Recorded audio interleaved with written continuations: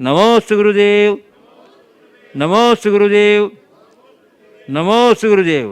बोलिए मुनिवर श्री प्रवान सागर जी महाराज की जय जय जय। तो गुरुदेव, एक प्रश्न श्रीमती मीनी अल्पना जैन सतना पूछ रही हैं। गुरुदेव, गुरुओं के आशीर्वाद में बहुत शक्ति होती है, मगर क्या बिना किसी प्रयास या पुरुषार्थ के यह सक्रिय रह सकता है या फिर निष्क्रिय हो जाता है? देखिए, गुरुओं के आशीर्वाद की शक्ति आपके श्रद्धा से ही होती। कितना भी बड़ा आशीर्वाद हो, यदि श्रद्धा नहीं तो आशीर्वाद कभी फलता नहीं। कुछ दिन पूर्व मैंने कहा था कि आशीर्वाद दिया नहीं जाता, आशीर्वाद लिया जाता है। आपकी जितनी सक्रियता और तत्परता होगी, आशीर्वाद का उतना ही लाभ होगा। हमेशा हमें कृपा के आकांक्षी बने रहना चाहिए। कृतज्ञता का भाव श्रद्धा से आपूरित भरकर रखना चाहिए। तो अपने आप जिस आशीर्वाद की कामना और हम भावना रखते हैं वो हमारे जीवन में घटित होती है। तैयार रहें से आशीष कुमार झा गुणायतन, और उसके बाद तैयार रहेंगे अभिषेक जैन शाहगढ़ मध्य प्रदेश। श्री आशीष कुमार झा गुणायतन और उसके बाद अभिषेक जैन शाहगढ़ मध्य प्रदेश। मुनिश्री के चरणों में सत सत नमन। नमस्तु महाराज जी। मेरी शंका है कि जब हम ये कहते हैं मेरा मन, मेरी बुद्धि और मेरी आत्मा, तो यहाँ जो मैं है वह कौन है? और अगर वह आत्मा ही है तो वह अपने आप को कैसे जानेगा? बहुत अच्छा सवाल है। मेरा मन, मेरी बुद्धि, मेरी आत्मा, इसमें जो मेरा या मैं है वो कौन है? यथार्थ देखा जाए तो वही तो मैं आत्मा हूँ। लेकिन आत्मा के साथ अभेद का अनुभव हमारे साथ कम होता है। हम हमेशा आत्मा को भेद रूप में देखते हैं, मन के रूप में, बुद्धि के रूप में, इंद्रिय के रूप में, शरीर के रूप में। तो ये अभ्यास अनादि का बना हुआ है, इसलिए बार बार आत्मा एक तरफ रह जाती है और ये बातें एकदम जुड़ने लगती है। जब हम अपनी आत्मा के साथ अपना एक आत्मबोध कर लेते हैं, आत्मबोध प्रबल जग जाता है, तो ये भेद समाप्त हो जाता है और सब में आत्मा का दर्शन होना शुरू होता है। अभिषेक जैन सागढ़ मध्य प्रदेश। उसके बाद तैयार रहेंगे श्री राजकुमार काला हजारीबाग। नमोस्तु महाराज श्री। मेरी शंका यह है कि किसी भी घटना की संपूर्ण जानकारी न होने पर उस पर प्रतिक्रिया या टिप्पणी करना कितना उचित है? देखिए, असमग्रता में कोई भी बात प्रकट करना कतई उचित नहीं है। और कई बार ऐसा होता है कि आधी अधूरी जानकारी के बाद हम किसी बात की प्रतिक्रिया प्रकट करते हैं तो वो प्रायः गलत होते हैं। इसलिए हमें समग्रता का चिंतन करना चाहिए, विचार करना चाहिए, तभी कोई निर्णयात्मक प्रतिक्रिया प्रकट करनी चाहिए। श्री राजकुमार काला हजारीबाग और उसके बाद तैयार रहेंगी श्रीमती लता गंगवाल, गया बिहार गुणायतन ट्रस्टी। देव के चरणों में सत बंदन। हजारीबाग जैन समाज की ओर से, मेरे परिवार की ओर से बारंबार नमोस्तु। गुरुदेव, इतिहास कहता है कि धर्म सुख था, विज्ञान कहता है कि सुख होगा, लेकिन धर्म कहता है कि सुख कल भी था, आज भी है और कल भी होगा। लेकिन अपने अंतर्मन में झांकने की आवश्यकता है, वहाँ सुखों का भंडार है। लेकिन गुरुवर, मेरी शंका ये है कि सारा संसार किसी न किसी रूप में दुखी नजर आता है, ऐसा कि बात बिल्कुल सही है। इतिहास कहता है सुख था, विज्ञान कहता होगा, पर धर्म कहता था, है और रहेगा। बस अंतर में झांकने की ज़रूरत है। आपका सवाल बहुत ही अच्छा है। आपने पूछा है कि जिधर भी नज़र आती है, जाती है, सब दुखी नज़र क्यों आते हैं? वो केवल इसलिए कि हमारे पास भंडार तो भरा है, लेकिन उसका पता नहीं। एक भिखारी पूरी जिंदगी भीख मांगते मांगते बिता दिया। एक दिन उसकी मृत्यु हो गई। मृत्यु के बाद उस जगह को साफ करने के लिए ऊपर की मिट्टी हटाई गई। देखा गया जिस जगह बैठकर उसने सारी जिंदगी भीख मांगी, वहीं खजानों का पूरा भंडार पड़ा था। काश उसे पता होता कि मैं खजानों के भंडार पर बैठा हूँ तो जीवन भर भीख मांगने के लिए मजबूर नहीं होता। यही दशा हर संसारी प्राणी की है। वो सुख का भंडार है, उसके पास अपार सुख है, पर उसे पता नहीं। अमृत का कलश भीतर है, अज्ञान का ढक्कन लगा है। भीतर का अमृत झलके कैसे झलके? सुख का सागर भीतर लहरा रहा है, हमारे अंदर अज्ञान की चट्टान पड़ी है। जब तक वो चट्टान निकले नहीं, हटे नहीं, तो सुख का स्रोत आखिर फूटेगा कैसे? तो सबसे पहली आवश्यकता है अपने अज्ञान को मिटाने की, जीवन की वास्तविक समझ को जगाने की, तभी हम कुछ अच्छा कर पाए। श्रीमती लता गंगवार नमोस्तु, गया, नमोस्तु। उसके बाद तैयार रहेंगे शिरोमणि संरक्षक परिवार के श्री प्रत्युष जैन कन्नौज। नमोस्तु गुरुजी। गुरुजी, दुख पाप का उदय है या पाप का क्षय? सुख पुण्य का उदय है या पुण्य का क्षय? दुख पाप का उदय है या पाप का क्षय? सुख पुण्य का उदय है या पुण्य का क्षय? देखो, दुख पाप का उदय है, दुख पाप का भोग है, दुख पुण्य पाप का क्षय भी है। अगर हमारे जीवन में कोई दुख घटता है तो निश्चित रूप से वो पापोदय से घटता है। अगर हम उसमें आकुलता उत्पन्न करते हैं तो हम उस समय पाप को भोगते भी हैं। लेकिन दुख की विकट घड़ियों में अपने मन में स्थिरता और क्षमता बनाए रखते हैं तो वो दुख पाप के क्षय का भी निमित्त बन जाता है। इसलिए मैं हमेशा कहता हूँ, पाप को भोगो मत, पाप को काटो। दुख पाप काटने के एक अवसर के रूप में आता है। जब भी जीवन में कोई दुख और दुखजन समस्या आए, आप उसे सकारात्मक दृष्टि से देखो और उसे अपने जीवन की तपस्या बना लो, पाप का क्षय होगा। आपने पूछा है सुख पुण्य का उदय है या सुख पुण्य का भोग? मैं कहूँगा सुख पुण्य के उदय से होता है, सुख में पुण्य का भोग भी होता है, लेकिन उस पुण्य के भोग के साथ साथ पाप का बंध भी होता है। इसलिए सुख त्यागने की चीज़ है और दुख सहने की चीज़ है। जितना दुख आए सहज भाव से सहो, जीवन समर्थ बनेगा, और कितना भी सुख आए उसे भोगो मत, त्यागने की कोशिश करो, जीवन का उत्कर्ष हो। नमोस्तु गुरुजी। शिरोमणि संरक्षक परिवार से श्री प्रत्युष जैन कन्नौज, और उसके बाद तैयार रहेंगे श्री आयुष जैन इंदौर। नमोस्तु नमोस्तु नमोस्तु गुरुदेव। गुरुदेव, मेरा प्रश्न है कि समव शरण में किसी और जीव को भी केवल ज्ञान प्राप्त हो सकता है क्या?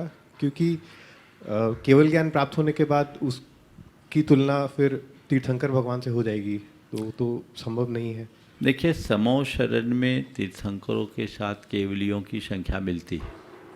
हाँ, ये इस बात का प्रमाण है कि भगवान के समव शरण के साथ केवली जन रहते हैं। 12 सभाओं में केवलियों का उल्लेख आता है, हालांकि वो किस रूप में रहते हैं ऐसा कहीं देखने को नहीं मिला। हरिवंश पुराण के कथनानुसार भगवान ऋषभदेव के समव शरण में बाहुबली केवल ज्ञान के बाद गए थे। ऐसे भव्यकूट जो होता है भवन भूमि में, वहाँ तक केवलियों के जाने का उल्लेख देखने को मिलता है। तो केवल ज्ञान हो सकता है, कोई भगवान का समव शरण में दिव्य ध्वनि सुनते सुनते ध्यान मग्न हो जाए तो हो सकता है उसे केवल ज्ञान हो जाए।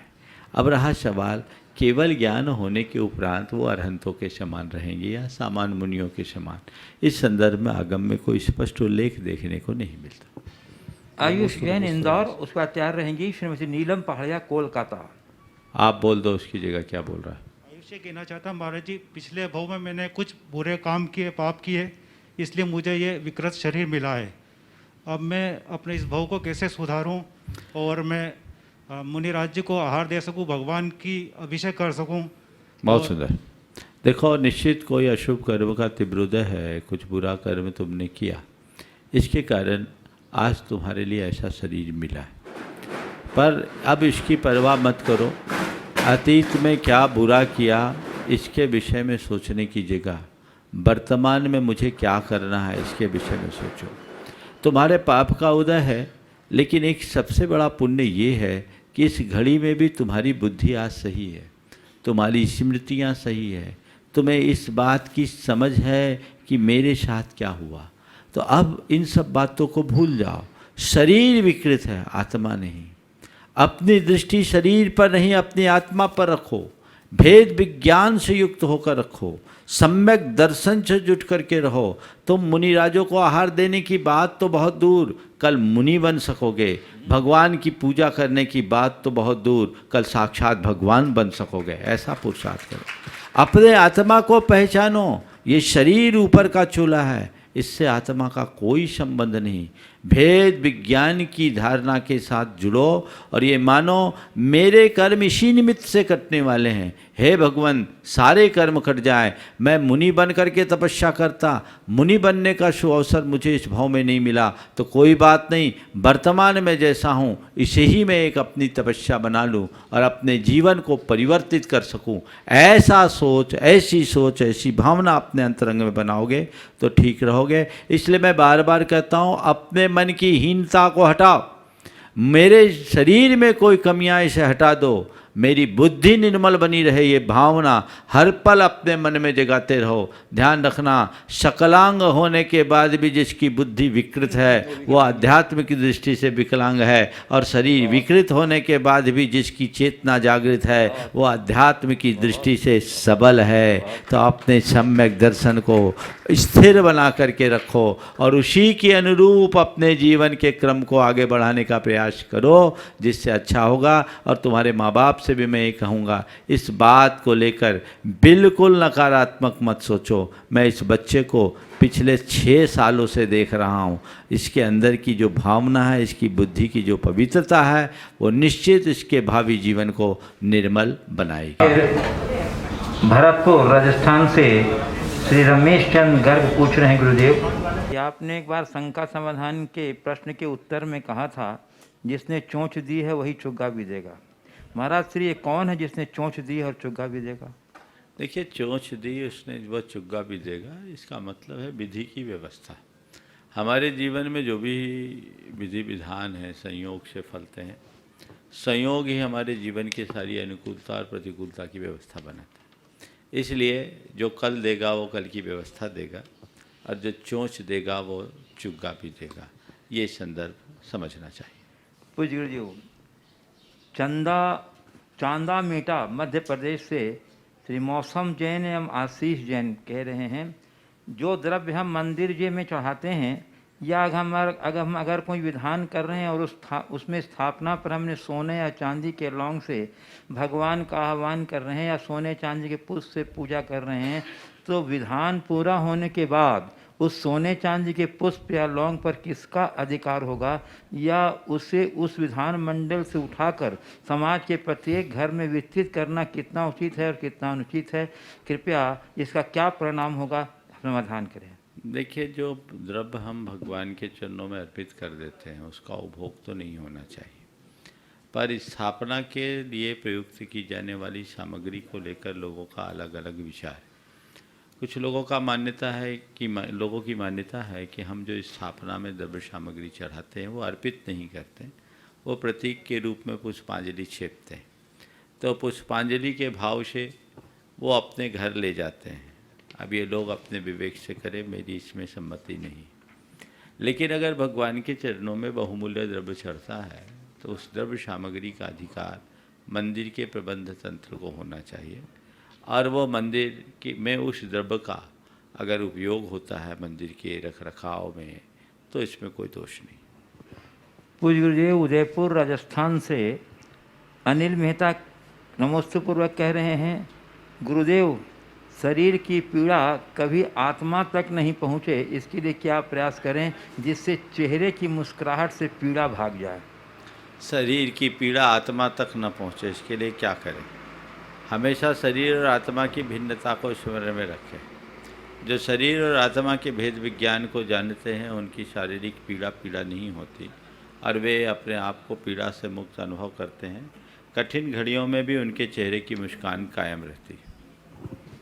पूज्य गुरुदेव, इंदौर मध्य प्रदेश से श्री विजय बागलेवाल कह रहे हैं, शोध सो बोध नहीं और बोध सो शोध नहीं। हम आचार्य श्री की इन पंक्तियों को अनुमान ज्ञान, अनुभव ज्ञान, अपूर्व ज्ञान में कैसे घटित कर सकते हैं? देखिए आचार्य महाराज की ये पंक्तियाँ हैं। पंक्तियाँ क्या, मूक माटी का एक खंड है, शब्द सो शोध नहीं और शोध सो बोध नहीं।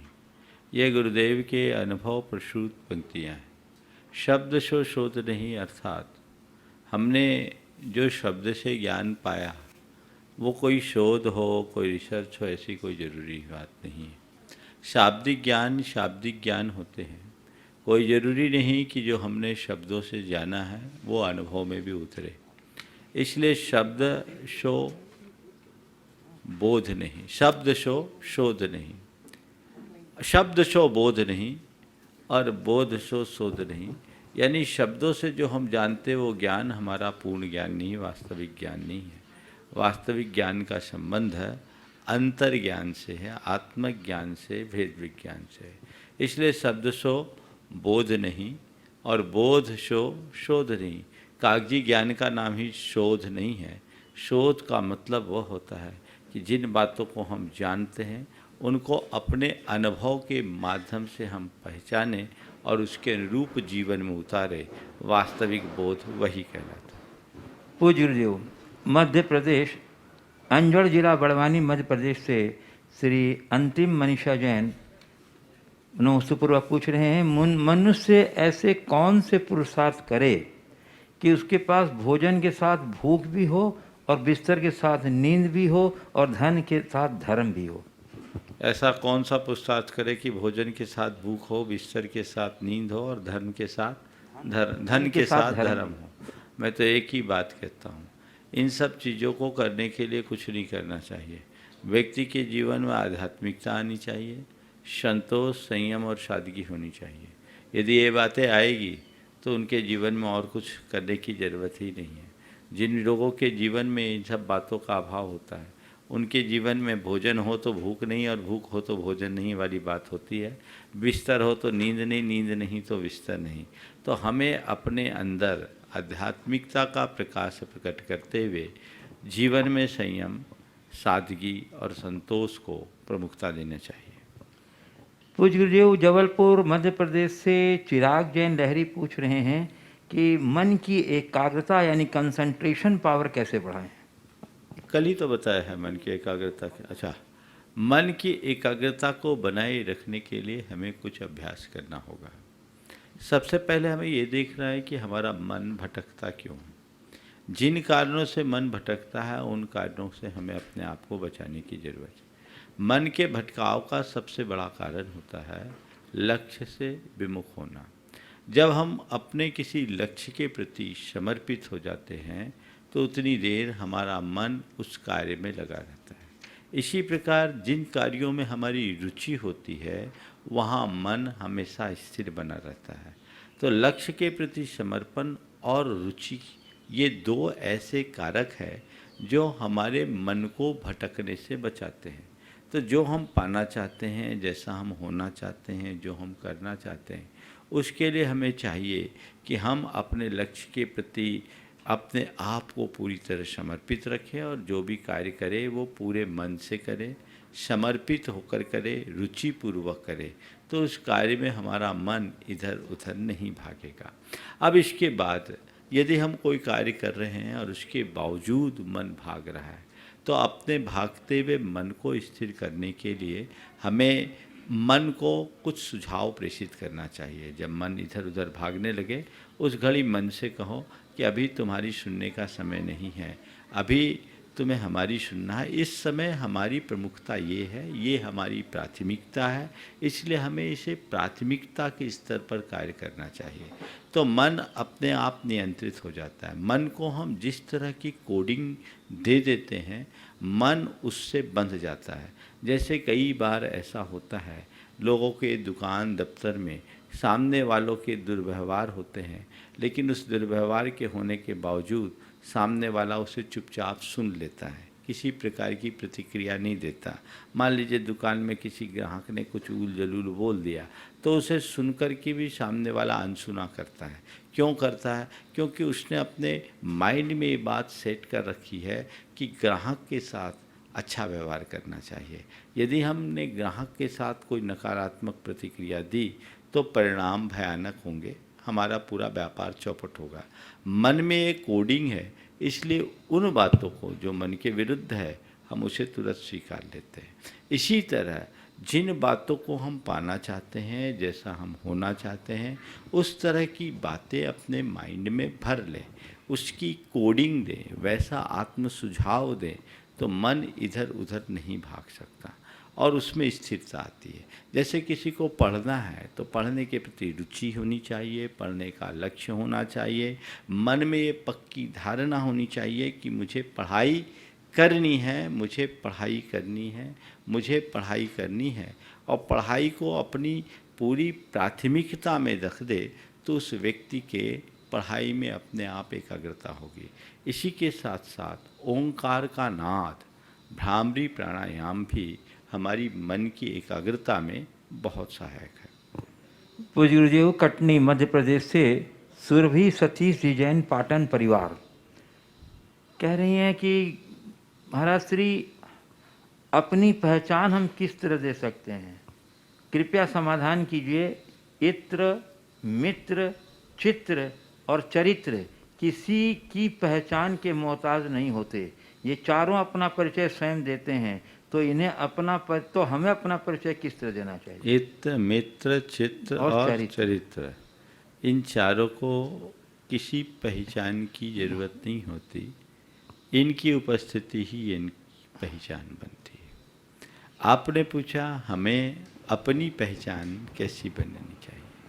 मैं तो ये कहूँगा कि इत्र, मित्र, चित्र और चरित्र, इन सब से हटकर यदि हमने अपने आप को भीतर से पवित्र बना लिया तो हमारी एक अलग पहचान होगी और हमें अपनी पहचान को प्रकट करने की ज़रूरत नहीं होगी। अपने जीवन में इन सब बातों को घटित करना चाहिए। यदि आप मुझसे पूछो तो मैं तो ये कहूँगा, इन चारों बातों को अपने जीवन में घटित करें। इत्र की पहचान सुगंध फैलाने से है। यदि हम अपने जीवन को गुणों से भरें और गुणों को फैलाने में लग जाए तो हमारी एक विशिष्ट पहचान होगी, जिनके जो हमारे रहने और चले जाने के बाद भी सामने वाले को मधुर स्मृतियों से भर कर रखेगा। सच्चा मित्र वही है जो सामने वाले को हित में लगाए। यदि हम सामने वाले के हित से अपने आप को जोड़ते हैं तो वह हमारी मैत्रीपूर्ण संबंध का एक सबल आधार होगा। तो मित्र जब भी बने तो ऐसा बने जिससे कि हम एक दूसरे के जीवन के लिए पूरक बन सके और उनके जीवन के विकास का एक अच्छा आधार बन सके। जहाँ तक चित्र और चरित्र की बात है, चित्र यदि सलीके से खींचा गया हो तो वो सबके आकर्षण का केंद्र होता है, और चित्र यदि थोड़े से भी गलत एंगल पर चल गया तो वो सभी की उपेक्षा का पात्र बनता है।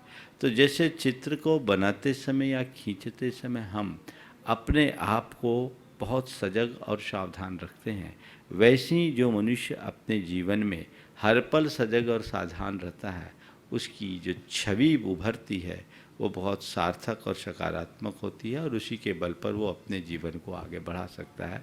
और इन सब चीज़ों के साथ हमारा चरित्र होगा, लेकिन ये सब तब होगा जब हमारे विचार पवित्र होंगे।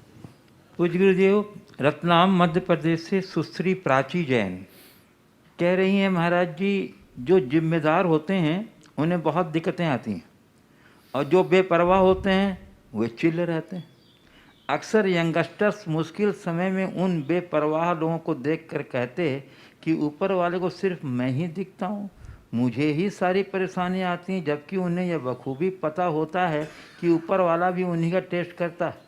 जो उसमें यकीन रखते हैं, बाकियों को वो फ्री कर देता है कि ना तुमको मुझसे मतलब है ना मुझे तुमसे।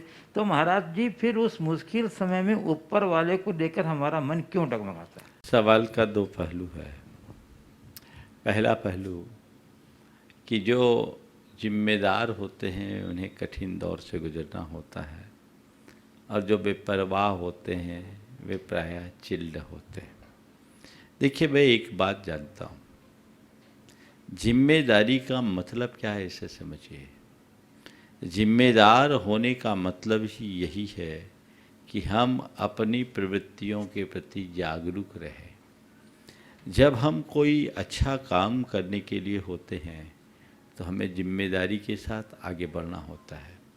और जो उपलब्धि एक जिम्मेदार व्यक्ति के जीवन में घटित होती है वो सामान्य व्यक्ति के जीवन में नहीं होती। यदि आप किसी साधारण सड़क पर चल रहे हैं तो आप लापरवाही से भी चल सकते हैं, कोई फर्क नहीं पड़ेगा, और उस लापरवाही के साथ चलते हुए भी आप अपनी यात्रा पूरी कर सकते हैं। लेकिन यदि आपको किसी दुर्गम घाटी से गुजरते हुए शिखर पर चढ़ना है तो आपको एक एक कदम बहुत सावधानी के साथ रखना होता है। यही जिम्मेदारी का एहसास है जो जीवन के उत्कर्ष को देखते हैं, वे कठिन दौर को एक चुनौती के रूप में स्वीकार करते हुए धीरे धीरे आगे बढ़ते हैं और जीवन के चरम लक्ष्य को प्राप्त कर पाते हैं। तो पहाड़ पर चढ़ना एक एक पत्थर पर कदम को संभाल कर रखना है। रेत के टीले पर चढ़ने के लिए हमें ज़्यादा कोई कठिनाई की ज़रूरत नहीं होती। हम रेत के टीले पर बहुत सुगमता से चलते हैं, लेकिन जितनी सुगमता से चलते हैं रेत के भसकने पर उतनी ही जल्दी नीचे आ जाते हैं। तो हमें ऐसी सुगमता की तरफ अपनी दृष्टि रखने की जगह हमें हमेशा अपने लक्ष्य की तरफ दृष्टि रखनी चाहिए। तो जिम्मेदारी से घबराना नहीं चाहिए। जिम्मेदारी मनुष्य को मजबूत बनाती है, उसी के बल पर उसका जीवन अच्छा और ऊंचा बनता है। तो जो जवाबदार होते हुए हमेशा गंभीर होते हैं और कठिनाइयों का सामना करते हैं। एक बड़े व्यक्ति में और एक बच्चे में इतना ही अंतर है। बच्चे को कुछ अता पता नहीं होता, वो अपनी मस्ती में जीता है, और बड़े व्यक्ति के सामने ढेर सारी जिम्मेदारियां होती है जो हर बातों को समझते हुए आगे बढ़ते हैं। लेकिन ये बच्चा की बेपरवाही बचपन में अच्छी लगती है, यदि बड़े होने पर वो बेपरवाह बन जाए तो वो अपने जीवन के प्रति कसूरवार बन जाते हैं। इसलिए हमें जिम्मेदारी को, जवाबदारी को अपने जीवन के विकास का आधार मानकर स्वीकार करना चाहिए। जहाँ तक आज की युवा पीढ़ी के संदर्भ में पूछा गया सवाल है कि उनके मन में ऐसी प्रतिक्रिया क्यों नहीं होती और ये क्यों नहीं समझते कि ऊपर वाला भी उन्हीं की टेस्ट लेता है जो उस पर यकीन देता है। वस्तुतः परीक्षा तो वही देता है जो पढ़ाई करता है। जो पढ़ाई ही नहीं किया वो क्या परीक्षा देगा, वो तो ऐसे ही आया और गया हुआ हो गया। तो हमने पढ़ाई की है परीक्षा देने के लिए। हमारे लिए जिम्मेदारियों से घबराना नहीं चाहिए, चाहे कितनी भी बड़ी जिम्मेदारी हो, दृढ़ता से उसका पालन करना चाहिए और उसे अपने जीवन की एक उपलब्धि में परिवर्तित करना चाहिए।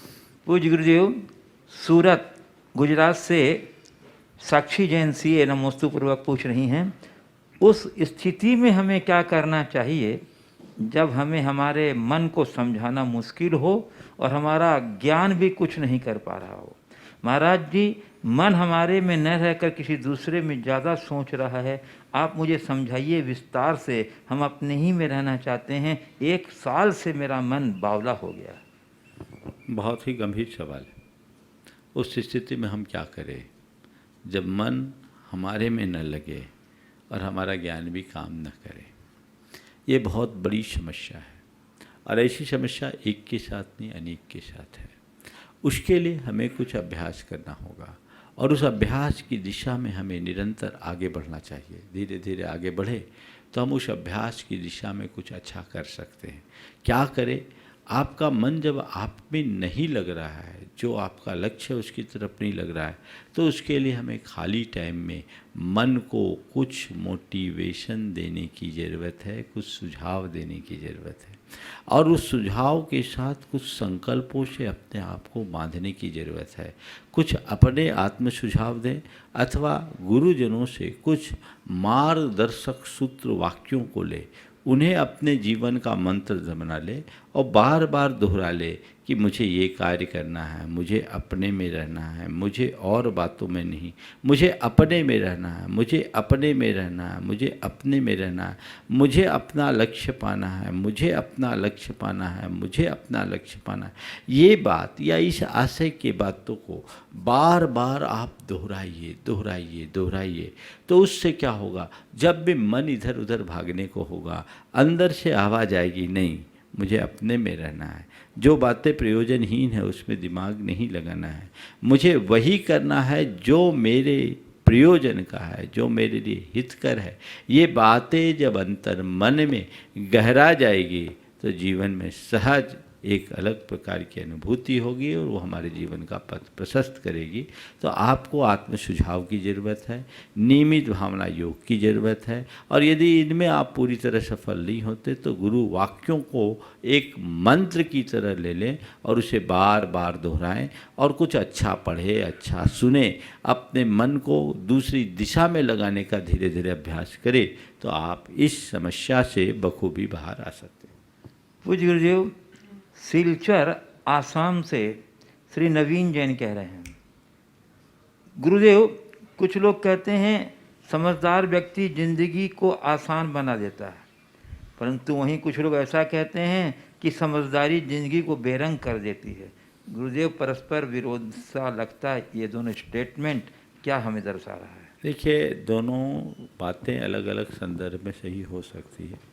समझदार व्यक्ति जीवन को आसान बना देता है और एक समझदारी ज़िंदगी को बेरंग कर देती है। मैं कहता हूँ जब समझदारी अंदर से आती है तो जीवन आसान होता है, और समझदारी थोप दी जाती है तो ज़िंदगी बेरंग हो जाती है। समझदारी ओढ़ने की या थोपने की चीज़ नहीं है, समझदारी भीतर से प्रकट करने की। समझ का हो मतलब क्या है? समझ का मतलब ये नहीं है कि मुझे बहुत ज्ञान हो। समझ का मतलब है मेरे अंदर विवेक हो, सूझबूझ हो, जो जीवन का रस ले सके। कबीर के शब्दों में मैं कहूँ, समझा समझा एक है, अनसमझा सब एक, तिनको समझा जानिए जिनके घट में विवेक। जिसके हृदय में विवेक है वही सच्चे अर्थों में समझदार है, और अपने अंदर ऐसी समझदारी को विकसित करनी चाहिए। तो ये समझ जिसके अंदर होगी, जीवन निश्चित रूप से उसका आसान बनेगा। लेकिन जो समझदार दिखने की कोशिश करेंगे या समझदारी को ओढ़ करके चलेंगे, हो सकता है उनके जीवन में बेरंगपना आ जाए। पूज्य गुरुदेव, रीठी कटनी मध्य प्रदेश से मयूरी जैन कह रही हैं, लोगों को गंदे और मैले कपड़ों में तो शर्म आती है, गंदे और मैले विचारों से शर्म क्यों नहीं आती है? बहुत अच्छी बात है। कपड़े लोगों को दिखते हैं, विचार दिखते नहीं। और कपड़ों में भी शर्म उन्हें तब आती है जब दूसरों को दिखता है। खुद तो घर में चाहे जैसे बंद कमरे में चाहे जैसे कपड़े पहन ले, उनमें कोई शर्म नहीं आती। जब कपड़े गंदे हों और वो लोगों को देखने में आने लगे तो लोगों के अंदर शर्म होती। इसी तरह मनुष्य के अंदर के विचार, प्रायः उसे अपने विचारों का एहसास ही नहीं होता, और जब विचारों का एहसास हो भी जाए तो दूसरों को नहीं होता। जब हमें हमारे विचारों का आभास होने लगे कि हमारे विचारों को दूसरे लोग पहचानने लगे हैं और हमारे विचारों की गंदगी से लोग प्रभावित हो रहे, तो उसी पल हमारे मन में शर्म आएगी।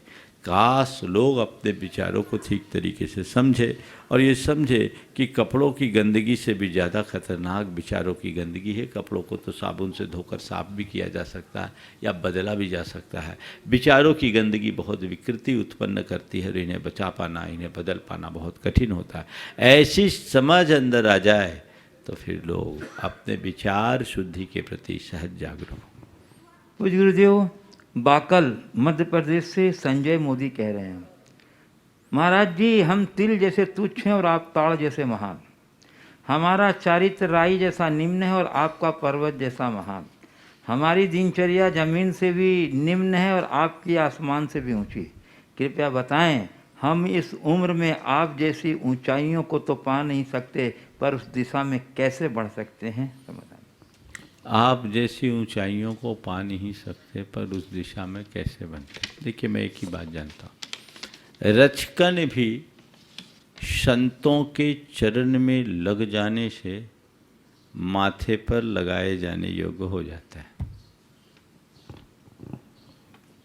रचकन भी संतों के चरण के संसर्ग से माथे पर लगाए योग्य हो जाता है। तो हम अपने आप को रजगन की तरह संतों का अनुरागी बना लें, हमारा जीवन अपने आप आगे बढ़ेगा। दूसरे शब्दों में यही बात कही जाती, गगन चढ़े रज पवन प्रसंगा। वायु के प्रेरणा से धूल भी आसमान को छूती है। सही निमित्तों का आश्रय ले तो साधारण जीवन भी असाधारण बन सकता है और हम अपने जीवन की स्थायी उन्नति के अधिकारी बन सकते हैं। इंदौर से श्रीमती पुष्पा गंगवाल कह रही हैं मेरी जिज्ञासा यह है कि जिन लोगों की आकस्मिक मृत्यु हो जाती है, मानो स्विच ऑफ हो गया हो, जैसे कि हार्ट अटैक, यह अच्छा है या ऐसी कोई बीमारी से मृत्यु होना जिसमें समय मिल जाता है नियम संयम लेने का और भगवान को याद रखने का, दान दक्षिणा करने का, कौन सी मृत्यु को अच्छा समझे? देखिए, मृत्यु तो मृत्यु है, अचानक भी हो सकती है और कोई निमित्त बन करके भी आ सकती है। आपने पूछा कौन सी मृत्यु को हम अच्छा माने, जिसमें दान दक्षिणा करने का, दान धर्म करने का समय मिल जाए उसे, या हमें समय ही न मिल पाए उसे। मैं तो ये कहता हूँ हमारे लिए पूरा जीवन किसके लिए मिला ये तो समझे। इतना लंबा समय पाकर के जो उसका उपयोग नहीं कर पाया, वो अपने जीवन के अंत का क्या उपयोग करेगा। हम जीवन जी रहे हैं तो हमें चाहिए कि हमारी मृत्यु कभी भी आ सकती है, ये तो सुनिश्चित है, इसे कोई नकार नहीं सकता। तो मृत्यु आए उससे पहले हम अपने जीवन को संवारने का प्रयास कर ले। जो लोग ज़िंदगी भर ढंग से नहीं जी पाए वो मौत के समय में क्या जी पाएंगे। तो मैं तो ये कहूँगा कि ढंग की मृत्यु पाना चाहते हो तो ढंग का जीवन जीना शुरू करो। जिनकी ज़िंदगी बेढंगी होती है उनकी मौत भी बेढंगी होती है। ढंग की मौत पाने का सौभाग्य वे ही अर्जित कर पाते हैं जो ढंग से जीते हैं। तो हम ढंग से जिएंगे तभी हम ढंग से मृत्यु को प्राप्त कर पाएंगे। आपने सवाल किया है कि जब हमें समय मिल जाए और हम अपना शरीर छोड़े और अचानक शरीर छूटे, इन दोनों में किसे हम बेहतर मिलेंगे मानेंगे। आखिरी समय में यदि किसी को समय मिलता है तो वह उनकी भावी जीवन की सदगति का आधार बनता है, ये एक अच्छे लक्षण है। लेकिन हमें समय के भरोसे कभी बैठना नहीं चाहिए। क्या पता कौन सा समय हमारे जीवन का आखिरी समय आ जाए, इसलिए हर समय अच्छा करने का प्रयास करना चाहिए।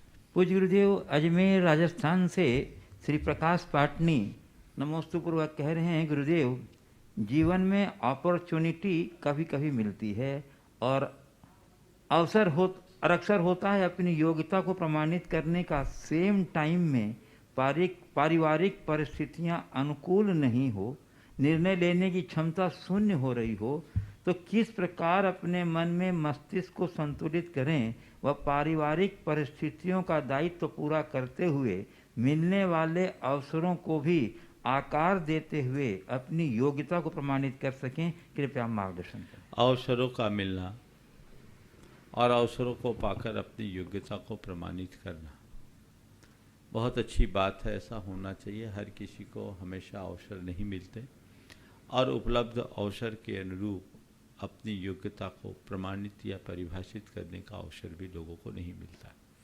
लेकिन मैं एक बात सभी से कहूँगा, जीवन में चाहे कितने भी बड़े अवसर क्यों ना आए, हमारी प्राथमिकता में हमारा परिवार पहले होना चाहिए। मैंने अनेक लोगों को देखा है जो जीवन में ऐसे अवसरों के लोभ में अपने पारिवारिक दायित्वों से विमुख हुए। उन्होंने दुनिया में जय जयकार किया लेकिन घर परिवार में हाहाकार मचा। ये कतई उचित नहीं होगा। तो हमें अपनी योग्यता को निखारते समय इस बात का भी स्मरण रखना चाहिए कि मेरी योग्यताओं की पूर्णता और सफलता तभी है जब मैं अपने परिवार की जिम्मेदारी को भी ठीक तरीके से निभा पाऊँ। हमें कोशिश करना चाहिए जब भी कोई अवसर आए उसका लाभ उठाएं, लेकिन परिवार को व्यवस्थित करना हमारी जिम्मेदारी है, इसे कभी न भूलें और उसके अनुकूल वातावरण बनाकर अपनी काबिलियत और योग्यता के बल पर सब वातावरण अपने अनुकूल बनाकर यदि हम ऐसा करते हैं तो हमारे जीवन को और अच्छा सुगम बना सकेगा। गुरुदेव, बिनौली बागपत उत्तर प्रदेश से श्री नितिन जैन कह रहे हैं, गुरुदेव मेरी जिज्ञासा यह है कि जब अंग्रेजी में चेंज या चांस लिखा जाता है तो इसकी स्पेलिंग में सिर्फ जी और सी का ही अंतर होता है। तो महाराज श्री जीवन में आए चांस के सी को जी में कैसे बदलें कि जीवन की दशा ही बदल जाए? जीवन में आए चांस के सी को जी में कैसे बदलें कि जीवन में दशा ही कि जीवन की दशा बदल जाए। कुछ मत करो।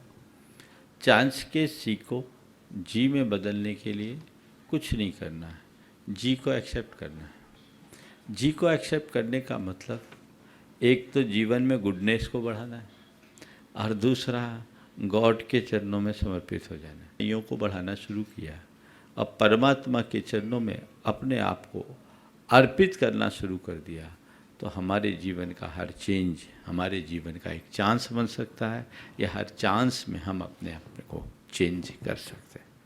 पूज्य गुरुदेव, फिरोजाबाद उत्तर प्रदेश से मुस्कान जैन कह रहे हैं, महाराज जी मेरी जिज्ञासा यह है कि जो लोग अकाउंट एक्सपर्ट होते हैं, जीएसटी, इनकम टैक्स जैसे प्रोफेशन में होते हैं, उन कार्यों में हेरा फेरी भी होती है, तो क्या ऐसे प्रोफेशन में जाना चाहिए?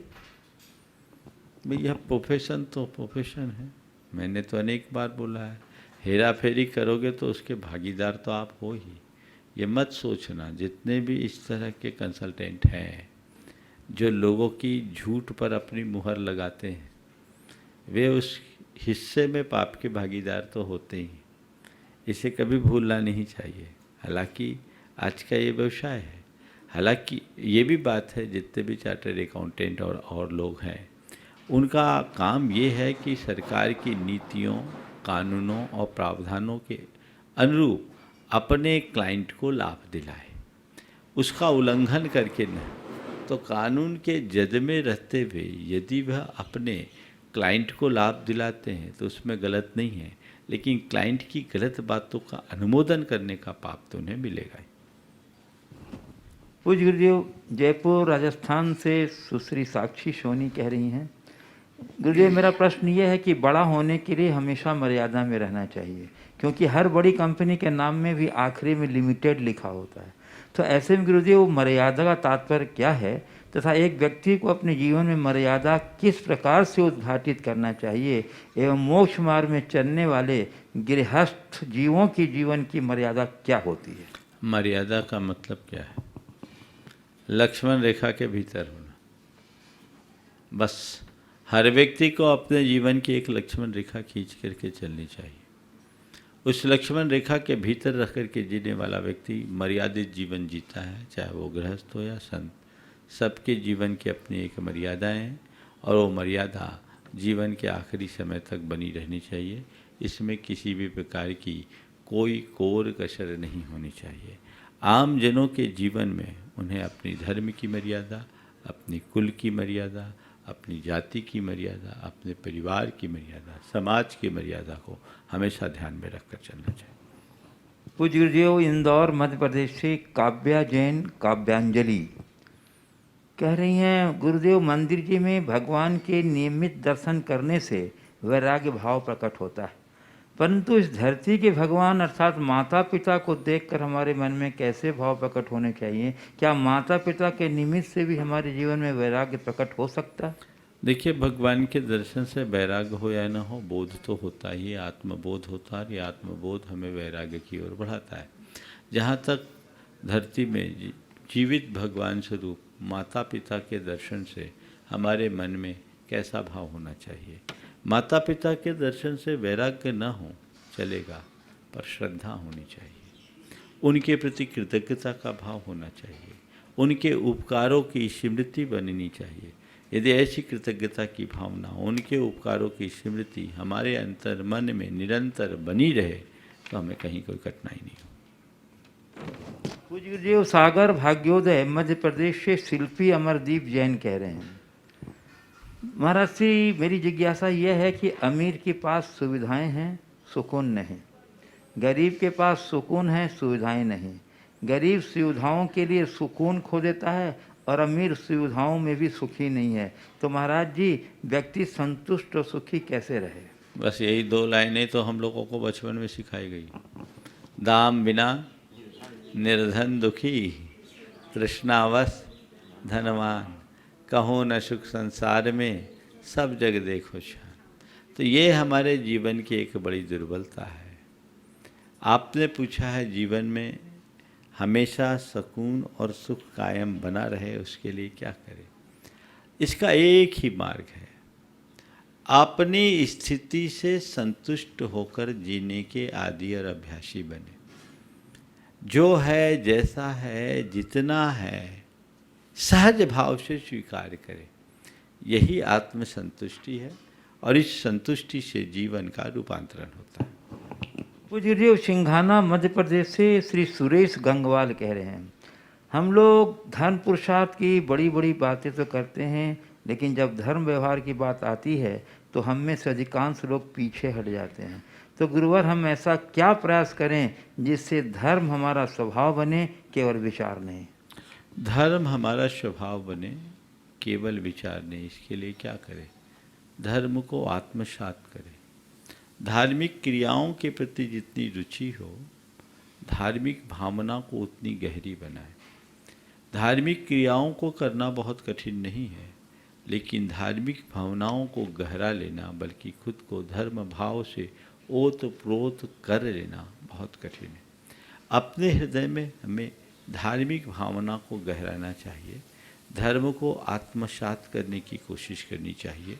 जो बातें और जो विचार हमने धर्म के संदर्भ में जाने और सीखे हैं, उन्हें अपने जीवन का अंग बनाने का पुरुषार्थ करना चाहिए। यदि ऐसा हम कर ले तो हम निश्चित रूप से हर पल धर्ममय जीवन जी सकते हैं। और केवल ऊपरी तौर पर हम धर्म को करेंगे तो ये हमारे जीवन में घटे, इसकी कोई सुनिश्चितता नहीं है। इसलिए हमें इन दोनों बातों को गहराई से समझना चाहिए। पूज्य गुरुदेव अमर पाटन मध्य प्रदेश से मानसी गगन जैन कह रही हैं, महाराज जी, आपने एक बार अपने प्रवचन में कहा था कि प्रयास आपके हाथ में है, परिणाम नहीं। परिणाम जो भी आए उसे स्वीकार करो। गुरुदेव, मेरा प्रश्न यह है, प्रयास से है कि किसी व्यक्ति की अभी अभी जॉब लगी हो, कई तरह की आर्थिक मुसीबतें झेलने के बाद, तब उस व्यक्ति का प्रयास कैसा होना चाहिए, उसमें समर्पण भाव कैसा होना चाहिए, गुरुदेव, की परिणाम अच्छा निकले? देखिए, प्रयास से ही जॉब लगी, अच्छा है, उन्होंने अच्छा प्रयास किया, इसके परिणाम स्वरूप उनकी जॉब लग गई। अब उन्हें ये प्रयास करना चाहिए कि हमारी ये जॉब में उत्तरोत्तर वृद्धि हो और हम जॉब को बखूबी कर सके, जिससे हमारे जीवन में स्थिरता हो सके। हाँ, कई बार ऐसा होता है कि पर्याप्त प्रयास करने के बाद भी वांछित परिणाम नहीं मिलता। उस समय अपने मन को बेचैन करने की अपेक्षा हमें ये सोचना चाहिए, चलो भाई, यही मेरे भाग्य में था, मेरे हाथ में प्रयास था, परिणाम नहीं। जो भी परिणाम घटा है उसे मुझे सहज रूप से स्वीकार करना है। ऐसी मनोवृत्ति या मनोदशा जब हम अपने मन में बनाते हैं तो चीज़ें हमारे अनुकूल होने लगती हैं।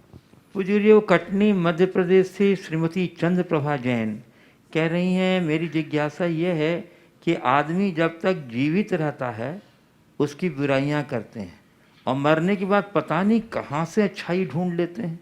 आदमी तो वही है, फिर भी लोगों में सोच का अंतर कैसे हो जाता है? यही भारत की विशेषता है। दुख की घड़ी में सबके प्रति संवेदना हो जाती। जीते जी जिस व्यक्ति में अच्छाई नहीं दिखती, मर जाने के बाद उसकी अच्छाई दिखती है। किसी विचारक ने लिखा कि जिंदगी भर घिसट कर चलने वाले लोग भी मरने के बाद प्रगतिशील हो जाते हैं, 4 के कंधे पर जाते हैं। जिंदगी भर घिसट कर चलने वाले लोग भी मरने के बाद प्रगतिशील हो जाते हैं, 4 के कंधों पर जाते हैं। हमारे यहाँ मर जाने के बाद सबको स्वर्गीय बना दिया जाता है, सब स्वर्ग चले जाते हैं। इसका मतलब कुल ये है कि जब व्यक्ति के जीवन की लीला समाप्त होती है, लोगों की उसके प्रति दृष्टि बदल जाती है। हम सामने व्यक्ति की कद्र कम करते हैं, चले जाने के बाद उसकी वास्तविकता का बोध करते हैं, उसकी अच्छाइयों का गुणगान करते हैं। पूज्य गुरुदेव सेलू परभणी महाराष्ट्र से पुष्पा सुभाष काला कह रही हैं, महाराज श्री, शिक्षा के साथ चारित्र, ज्ञान के साथ बुद्धि और भक्ति के साथ सेवा, दिनचर्या में अहिंसा, कर्म के साथ अनुभूति, ये एक साथ मुझे कैसे मिले? आपके जैसी प्रखर बुद्धि मेरी कब बने? भावना योग से सकारात्मक सोच तो हो गई है, कृपया समाधान दीजिए। शिक्षा के साथ चारित्र, ज्ञान के साथ बुद्धि, भक्ति के साथ सेवा और दिनचर्या में अहिंसा कैसे जुड़े? और कर्म के साथ अनुभूति, ये एक साथ मुझे कैसे? देखिए, लगे रहिए, धीरे धीरे धीरे धीरे सब अपने आप होगी।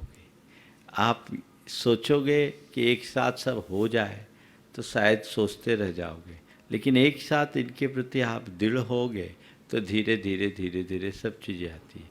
एक बात सदैव ध्यान रखना चाहिए, अंधेरा घना होता है, कई घंटों तक फैला होता है, लेकिन उजाला एक साथ होता है और किसी एक दिशा में नहीं, 10 दिशाओं में होता है। तो जब प्रकाश होता है तो सब तरफ फैलता है।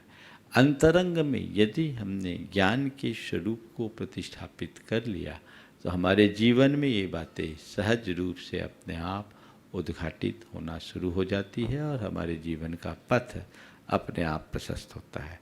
इस प्रकार आज के इस सत्र को परम पूज्य गुरुदेव के चरणों में नमन अर्पित करते हुए यहीं पर विराम दे रहा हूँ। बोलिए परम पूज्य आचार्य गुरुवर श्री विद्यासागर जी महाराज की।